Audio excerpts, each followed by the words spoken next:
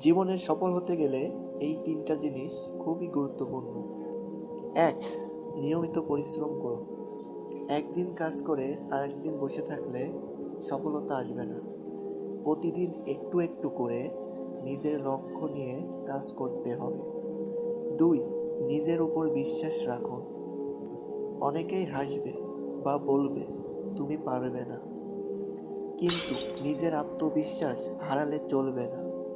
সফল মানুষেরা প্রথমে নিজের উপর বিশ্বাস রেখেছিল। তিন, ভুল থেকে শিখুন। ব্যর্থ হওয়া মানেই শেষ না, কোথায় ভুল হয়েছে এটা দেখে আবার চেষ্টা করতে হবে। যত শিখবেন ততই এগিয়ে যাবেন। একটা ছোট্ট লাইন মনে রাখুন, স্বপ্ন বড় হলে কষ্টও বড় হবে, কিন্তু সফলতাও বড় হবে।